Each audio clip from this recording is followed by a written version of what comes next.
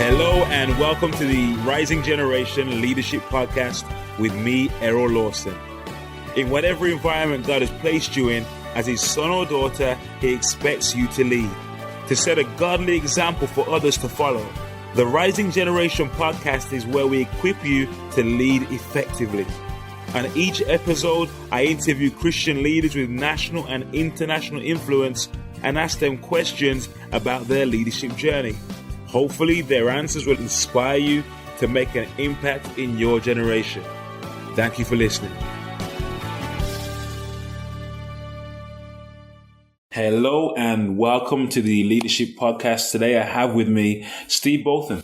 Steve his focus has always been on making things happen, helping others to succeed. At Carrot Consulting Group, he's passionate about supporting CEOs, directors and leaders and enabling organizations to change. He and his team provide insight, challenge and advice through high impact coaching, facilitation, strategic planning, workshops and development. They work across a range of organizations in the public and private sectors, specializing in enabling change in housing, SMEs and local government. They work with leaders to bring direction and alignment across their organizations. And they enable them to develop a culture that sustains change and engages staff and stakeholders. Steve, thank you for joining me today. First of all, Steve, fill in any gaps, if you will, in that biography there. I know there's a lot that you're up to, a lot that you've done. Fill in any gaps for us and give us a glimpse, if you will, into your personal world right now, what you're up to. My background is sort of personnel and training, so I went through a number of organisations where I was head of training for Wesleyan in Birmingham and Volvo Cars in the UK. Right now I'm going through a transition, so I'm reducing the amount of time I'm giving to Carrot so I can spend more time working for the World Press Centre as the director for the World Press Centre. So that's pretty recent transition. So transitions are all part of the great rich story we have to tell. Yeah. Tell us what about the World Press Centre. Tell us a bit about that. World Press Centre, a number of World Press Centre venues, places across the globe. Our particular interest is obviously the UK and Europe, and we want to set up a building where people can come and pray, so there'll be 24/7 prayer. But as we're waiting on that, part of our call is to make sure we've got people praying. So part of my call is to come in and bring some strategy and change and focus to the World Press Centre. So all the stuff I've been doing in my consultancy about leadership and change is just getting much more tangible engagement with trying to move prayer forward. So there are three key things. One is to broaden prayer so that more people share in the prayer adventure. It shouldn't be something that's just left to some people who meet on a Tuesday night and nobody else goes. It should be a really engaging thing so we build our faith up. The second thing is to deepen prayer, so we're seeing much more change through prayer. We're praying with more authority. We're praying with more confidence. And the third thing is unity, because Christ is seen when his body is complete. So unity is a really important principle. So unity in the city here in Birmingham, unity in other places as well. Awesome. And how did you get into what you're doing right now? What's the story around? You've been doing consulting for a while, and what were you doing beforehand? Where did it start? And what's the story about how you got into what you're doing now? As is often the case, these things sneak up on you. I mean, God can do the burning bush thing, and there you go, bump. But for me, it's been a gradual journey. I've been a trustee with the World Press Centre probably for 15 years or so. And so I've been on the journey with them, but as a non-executive trustee, and alongside that, building up my consultancy business. So the two have walked in parallel for quite a long time. But we hit a number of challenges within World Press Centre last year, and I felt I could use my consultancy skills to good effect to support World Press Centre. And then as I was making more and more things happen and change, you go, actually, I could be driving some of this and making it happen. So it's been a gradual change, but the sense of God's hand and guidance on it as you look. Sometimes you look backwards, you get a much clearer picture than you do when you're in the middle of it all. So you were in a place, you were doing a consultancy with Carrot, and I imagine you enjoyed that, got great reward from doing that. Did you miss leaving that? I mean, leaving that behind now, you're missing it? Well, I'm going through the bereavement process at the moment because I do enjoy it. I mean, one of the things that I do a lot of work on is coaching people very senior level in organisations. And to have the level of trust that you do as a coach when you're getting people to open up. I mean, I'm with some very, very senior people who are saying, I can only talk to you about this. I can only express my fears and the things I'm concerned about to you. No, I can't talk about them to anybody else. And I need to think this through, and I can't be seen to be thinking this through with anybody else. I need to talk it through with you. So that position of being a trusted advisor is a very important one. Along your journey, was there a turning point? Was there like a point of revelation almost, or an epiphany where you were kind of going one way in your leadership journey, whether in consulting or prior to that, or even at this stage? Was there like a revelation that came and you almost stopped going one way and started going another way? I think one of the things that really helped create quite a significant change for me was probably about 6 or 7 years ago, when we were saying, we're doing a lot of this leadership and management development and coaching, and people say we're doing a good job, but we're doing it largely out of our experience and out of good books and out of whatever is best practice. But what's the biblical practice in this? So we started to look in more depth at Jesus as a leader, and we just found so much, because Jesus is not like many of the leadership models, not even some of the leadership models that you see in church. Jesus is much more a facilitative, challenging, enabling leader. So many church leaders haven't got the confidence to let go, but Jesus would let go all the time. He sent the 72 out. He would get people to think things through. He was constantly asking them to think. And I think one of the things that really pulled it together for us was thinking about Jesus, of course, was a rabbi, so people were his disciples. They were following him, they were learning from him. And if you look at the Jewish roots on rabbis, they really are focused on getting people to think for themselves. So what Jesus would do, and we see in the scriptures, the rabbis would do, they'd say, Errol, you went out and you talked to this blind woman yesterday, and you came back and you did this. Why did you do it that way? But why did you choose that approach? Getting you to think it through. Now, maybe you did it was the right approach, but maybe there were other things you could do. So there's constant looking at how do we refine what we're doing? How do we learn? And you see that so much in Jesus questioning and getting the disciples to think. Because a really good disciple is not just a blind follower, it's somebody who's thinking and using the gifts that they've got to the best of their abilities. Forgive the bit of noise in the background there. There's some ladies that hoovering outside there, so don't mind that. How did that revelation, how did it impact the way you delivered your work? How did that understanding change things? I think one of the things that sort of went in alongside that was a few things that we've been looking at, again, in terms of what do good leaders do. And for me, a good leader is what they call a maximizer. They're getting the very, very best out of others. You measure a leader not by what they do, but by what the people around them do. A poor leader is somebody who thinks they're the best. So it's hard to get through to some poor leaders that they're poor. They think they're the best. They like to make everybody dependent on them. They like to make everybody dependent on their decisions. And they're minimising, they're reducing, they're impeding the growth that individuals can have. So there's a sense of looking at the scriptural things and then looking at, well, what is this? There must be some best practice out there around how leaders lead. And I guess the other thing, just a concept really, and we've talked to a guy who's written a lot about this, is a leader is judged by their followers. So followership. What type of followers have you got? Are they wise followers? Are they followers who can stand on their own? Are they inspired followers? Are they energized followers? Are they as stretched as they can be followers? Or are they just people who are diminished because they're working for you? Wow, awesome. There's so much in there. So I love what you're saying there about looking at the example of Jesus as a leader, taking the time to examine how he related to and how he maximized the people he had around him, sending them out, giving opportunities to fail, discussing with them, feeding back, how did it go, why did you choose that approach, having those critical conversations really, and being able to let go and do that. You said some leaders think they're doing really well, but they're actually restricting the growth of those around them. If a leader's here maybe listening now, because we're aiming this maybe established or emerging leaders in a sort of that millennial generation, they're listening now and they're thinking, well, how do I know? whether my model of leadership is effective or not? How might they? I think one of the key things is about control. There's a lot of leaders who think they're ever so cool because they're in control, and actually they're ever so cold because they're in control. Wow. Controlling leadership is just the wrong way to do it. Wow. Jesus was not a controller; he was an enabler. So. In some ways, the real question for a leader is, who have I enabled today? Who have I set a challenge? Who have I got confidence in and let go? Wow, that's powerful, man. And your leadership journey, what's been your biggest challenge so far? I know there's been many, of course. 158. I think in some ways, and I'm sure most people will resonate with this, most of the leadership challenges are about people.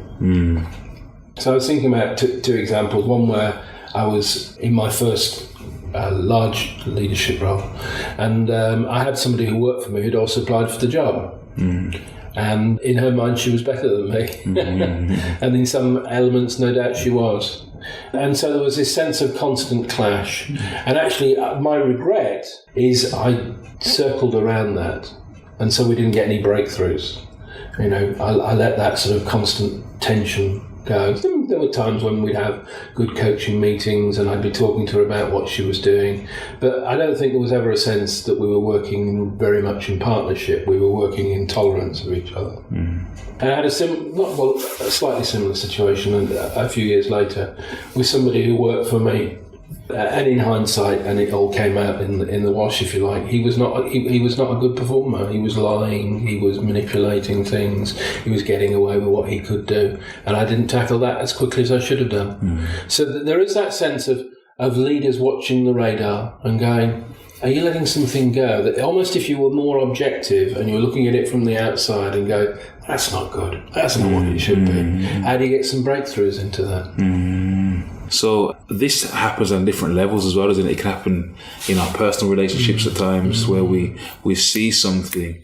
It's having the courage to be able to nip it in the bud. How do you deal with it now? Like, obviously you've learned from that. What was the lesson for you, and how have you kind of, implemented a different mindset, different paradigm? I suppose in some ways it's saying sometimes if I could give you a management model, but it's ever so straightforward, which is a triangle with three parts, and the bottom part is we need to get shared awareness of the problem. So if there's a tension and things aren't working as well, we both need to be aware of that.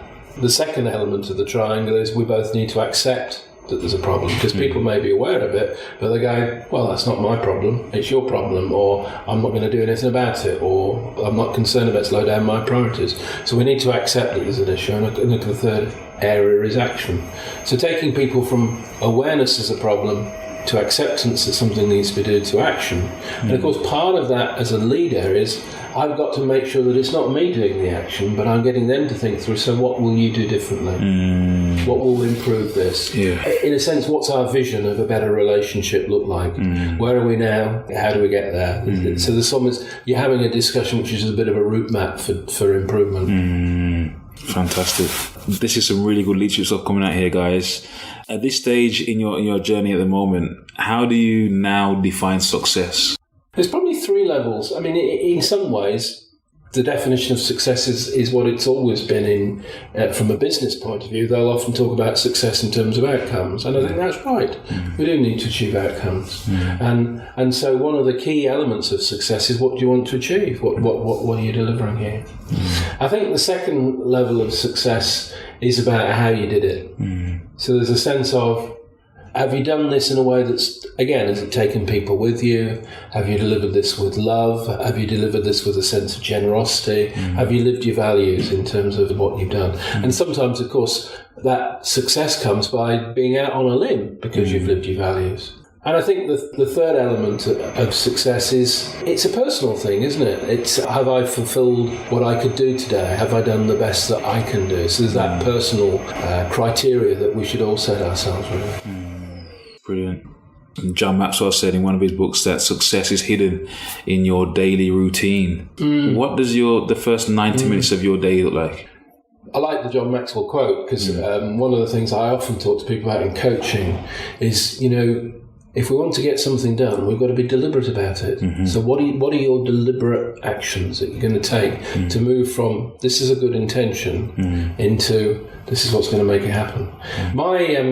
first 90 minutes in my new job are fairly straightforward because I have about half an hour to do quick. I've got to get lots of stuff done, check up on the emails, make sure I'm in line, have I got my things to do list sorted, and then we have an hour's prayer. So it's a fairly straightforward pattern of stuff.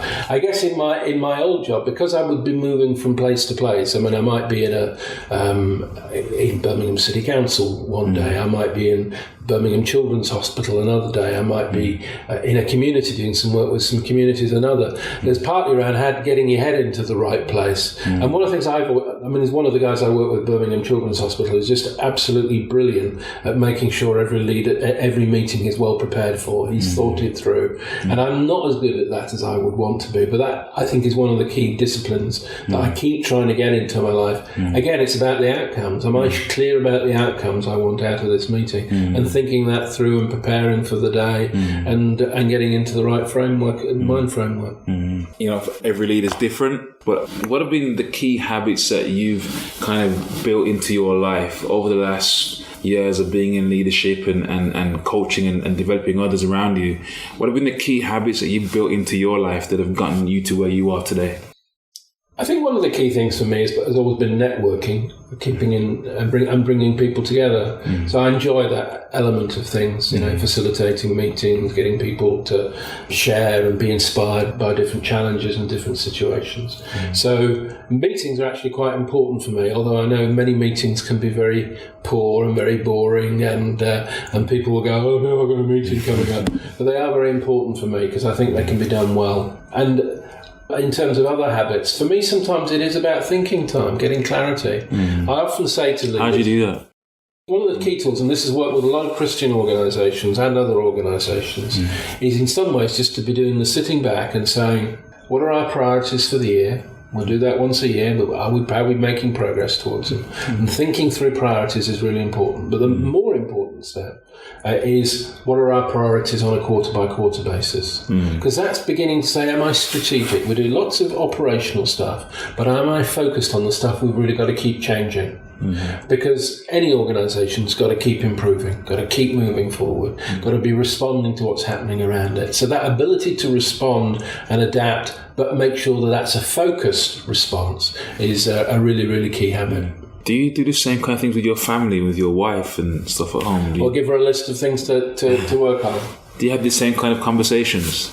We have lots of conversations, yeah. Actually, I suppose one of the characteristics of our family would be conversations where we're thinking things through. And I think that's really been very important. I've got two daughters who are in their early 20s, and they're both articulate. They're both involved in things that are actually very much about making an impact on the world, and that's come out of the values we've talked through. Not that we've forced on them, but I hope they've adapted for themselves because they've worked at them. So these kind of conversations are transferable. They're not just business or leadership conversations, but they work at home. Yeah, I mean, in some ways it is the same things I was saying in terms of Jesus the Rabbi. Well, why did you do that? And what do you think of this? What do you think is important? And sometimes I have to say, one of the things I do as a dad, I'm not saying this is necessarily a good habit, but is sometimes I've been provocative with them. Okay. So you'll go, oh, look at all these migrants, they need shooting. And you go, sit back and see what happens. Now, I don't believe that all migrants need shooting, far from it. But it's sort of like creating that sense of provocation and thinking and, what's your response? See what comes out of the heart. Yeah, absolutely. That's very well put. It is what comes out of the heart. Yeah, it's great, man. So what's your biggest weakness as a leader? I think in some ways my biggest weakness is, I pick on two things. One is everybody has a weakness of overplayed strengths. We'll talk about strengths in a minute, but one of my weaknesses is assuming that everybody gets it the way I get it. Okay. I think it's a weakness most of us have because we feel so strongly, so passionately. It's all within us. And then why don't others get it? Often they don't get it because we've never even told them how passionate we feel about it. I think the second weakness for me is I know I'm quite tasky. One of my team, who's still a good friend, said to me, he said, standing in front of you is like standing in front of a turbo-powered steamroller. We just got to get out of the way or we're going to get flattened. There's a sense of, I'm tasky, I want to get things done. And sometimes that means I don't do enough work on the relationship side of things. How are you? How are your family? Who are your family? All that sort of stuff. And that's important. It's important to get the balance right on that. I hear that. And then what about your strengths?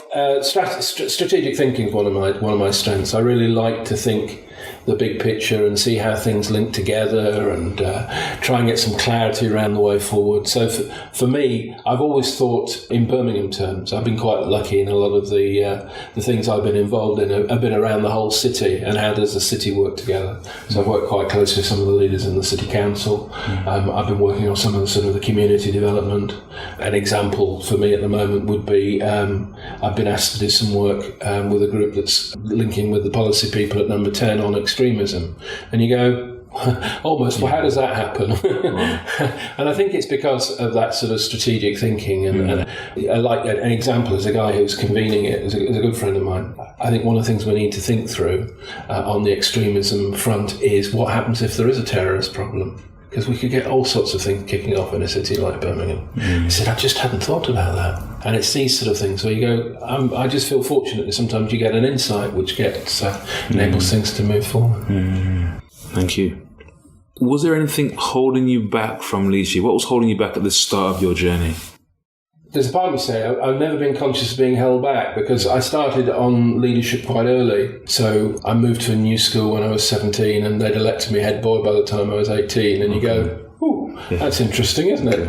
And I was president of the university when I was a student. And so this sense of see yourself as somebody who's going to make things happen and get others alongside has always been something that I've been quite fortunate about. And then involved in Mission England with Billy Graham, which just shows how old I am, in the 80s as a young person, 25, 26, but doing quite a lot of training and preparation for the event. So I suppose at that age, I was quite fortunate to be able to move into things. I think in some ways, if I go what's held me back, and I guess a lot of people in their 20s will resonate with that, is you get all these opportunities to lead in your early 20s and then you go, and what happens next?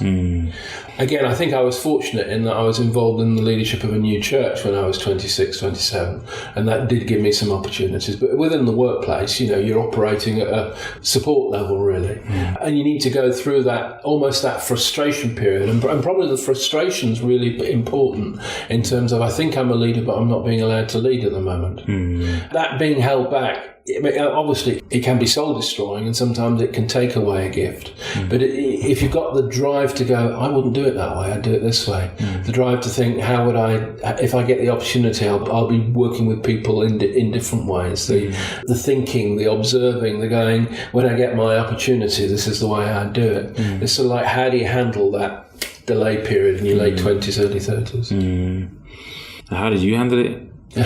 Probably by sometimes having a go in quiet with some friends.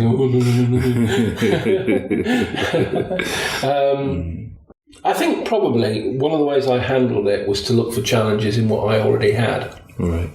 So, I was doing a personnel officer's job, doing some recruitment and stuff, and you go, what are the challenges I got here? And then there were lots of challenges for me to tackle. So you occupy yourself. Yeah, you feed yourself with things. You set your personal goals. You set your personal objectives. It's good. It's good advice, man. And did you have any mentors along the way that kind of guided you along your journey? I had quite a lot of mentors, really. I mean, I was. Do you still have mentors? Yeah. I had people that I worked with who, there was a guy, I took over responsibility for graduate recruitment, which was a big job for Rover Cars when I worked there. And the guy I took over from was a mentor, and he helped me in terms of some of the personal organisation and how you schedule things and how you organise stuff. And it was all new stuff for me. That was really, really powerful. And then others, I had a guy, and one of the great ways he mentored me was we would be travelling together and we'd have really good conversations in the car, and I really appreciated that. I think more up to date, one of my mentors is a guy I used to work for in consultancy called Oliver. And one of the things that Oliver was really, really good at, and I've been constantly challenged, was he would really pick up your strengths. So you'd phone in, you go, we've managed to achieve this, and this. And Oliver would say, he said, you know, it makes me really proud to know that I've got people of your calibre working for my organisation. And there's a part of you which goes, oh, that makes me feel a little bit sick. But actually the other part of you goes, yeah, that's nice though, isn't it? And I think the other person I'd mention as a mentor is Ian, who I'm working with at World Prayer Centre. One of the great things that I really appreciate about Ian is he's a man who's been used by God in some literally global conferences, global situations. You know, he does some fantastic stuff, but he has a great humility. And so part of his humility is he's always wanting to listen to what God's saying. He's always prepared to listen to what others are saying to him. He's always prepared to work with others. And I think that's, for me, one of the great secrets in leadership is unless you have humility, you never improve to the level you can improve. From either of those people, what's the best single piece of advice you received from them as a leader? I would say the best piece of advice is my own advice, which is because I do coaching. It's something I constantly repeat to people that I coach. And for me, I often say to people, the biggest contribution a leader can make is to give clarity. And I see it again and again and again, where organisations, particularly now with so much pressure, with so much change, where organisations are all over the place. And if a leader can give clarity, you know, that's the most important thing you can do. These are the things we really value. Don't waste your time on that. Clarity, I think, is just so important. There are leaders listening and perhaps they're thinking to themselves, they haven't got clarity in their own lives, for their own, whether it's for the thing that they're leading or for their own personal life. How would you advise someone to go about getting that clarity?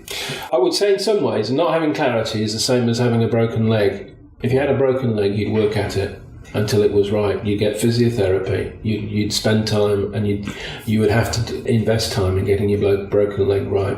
I think clarity is so important. It's not something where you go, well, I haven't got clarity, oh dear, what a shame, I'll just carry on doing what I'm doing. Because the people who carry on doing what they're doing are often wasting other people's time, are often wasting other people's talent, are often wasting other people's energy. Getting clarity is so important. You've got to look on it as a broken leg. I'm going to work until it's better. Wow. Well, how do they work on it? Is there a book they should read? Is there an exercise they should do? Is it just about praying? Is it about journaling? Is it about reflection? To a degree, it will depend from person to person. So some people will reflect, some people like to talk things through with others. But almost at its simplest, it is saying, what are your top 5 priorities? Now, for a lot of people, they'll find that hard. What are your top 5 priorities over the next 3 months? What are the top 5 things? Because we've got 101 things buzzing in our heads. But actually, what do I need to be measured by? If I was answerable, if I was going to say to the church, this is what I've achieved in the last 3 months, what should they be? If I was answerable to others, and often people are, what are the top 5 things I've achieved?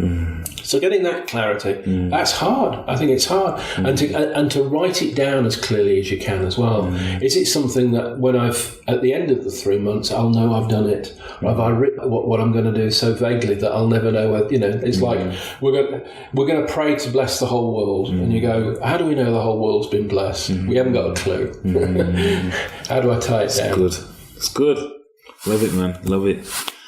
What are your priorities right now? Your top 5 priorities? Really, really powerful question. But, sit down, make some time and apply the same principle, conversation, question to different areas of your life. Maybe sit down with your husband or your wife and ask the question, what are our priorities for this year, this quarter, this month, this week, however details you want to get to it. It's a great question to ask. I remember being at church when I was at Mount Zion years ago. We'd have a Monday priority meeting and we'd ask as a team what are our priorities, each of us, for the week ahead, and it just brought so much clarity, helped us all to understand what everybody else was up to as well. It's a really powerful but simple question to ask. Steve, what is the one thing you're most fired up about right now? I think for me, what I'm most fired up about is the huge untapped capacity in the Church of God. Huge untapped capacity. So if we talk about 20 to 30 year olds, and we're losing 20 to 30 year olds hand over fist, but there is such capacity and potential there. even more so children. I've just been reading and preparing some stuff on children, and I was reading about a 13, 14-year-old boy in Scotland in the Hebrides revival in the 1950s, and he was such a prayerful boy. There was a time when he just prayed a very simple prayer, but it was the right prayer. He'd been listening, he'd been waiting on God. And God came and visited the church. It was like a hurricane hit the church. People falling over, people prostrated. A move of God hit the church and then moved out into the area. All because this young boy was a boy who walked closely with God. And often we relegate our children to drawing pictures and colouring things in. And my belief is that there are 7 and 8 and 9-year-olds who have a real love of Jesus, and we want to see them grow. And you made the point earlier about family. Of course, family is such a huge instrument of God. But family's being ripped apart and stressed and pressurised so much. My belief, though, is there is something really awesome to discover in family life in terms of love and support and joy, the role that a mother and father have in terms of teaching their children, the role that children have in terms of supporting and working with their parents. There is a love. The Bible talks about Jesus pouring his love out like it's a drenching, overwhelming love. My strong conviction is Christians should be seeing far more love in their families and hungering for more and more love and hungering for more fulfillment. It is the most wonderful, wonderful gift that God's given us. Wow. And I also believe that in time to come, things like big crusades and others will be nowhere near as powerful for winning people for Christ as will the impact that loving families have in their community. Amazing. I guess we're beginning to wrap up now. Is there a book or a resource that has impacted your life that you'd recommend? Yeah, I read a lot of books, so that was a hard question. There's one book, actually, I've found very, very helpful by a guy called Patrick Lencioni.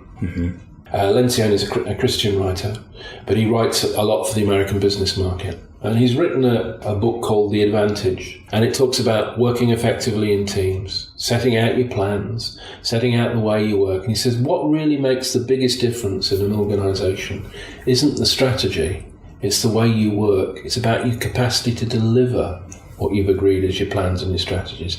And how do you strengthen that capacity to deliver? And I think there's a lot of powerful messages in there for organisations, for churches, in terms of how do we really make sure we're inspiring, we're moving people forward, we are in that place where we're really fit for future purpose. It's powerful. It's powerful. I've read one of his books, The 4 Dysfunctions of a Team, I think it is.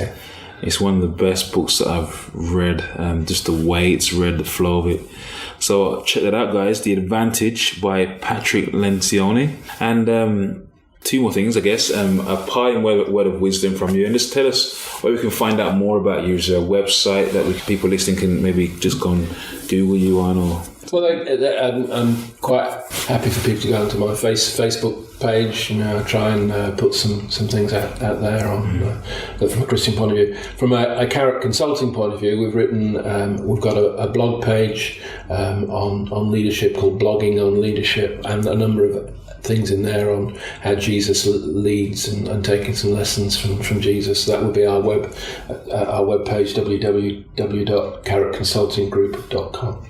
And Carrot spelled C-A-R-A-T. C-A-R-E-T. E-T. Well, that's a very good point on a podcast, because people are looking for vegetables. And some parting word of wisdom, advice for our listeners. I think, for me, what I'd say is leadership is really hard, but it is the most rewarding thing because of the impact you have on people's lives. We often talk about it in terms of the final measure of a leader's impact is about the health of your follower's cat. Because if you're driving people to go home and kick the cat, rather than go home from work and going, I've had a really good day, I'm going to stroke and love and care for the cat. That's good. So we want more leaders who have a big impact on the feline population. And, the people that they influence as well. Yeah. That's great, Steve, man. Thank you so much for your time today, man. Really appreciate it. Yeah. And God bless you. Thank you. God bless you and your leadership work. Thank you for listening to the Rising Generation Leadership Podcast. Please take time to go to our iTunes page and to share and like our podcast and share it with your friends. We really appreciate you. God bless you.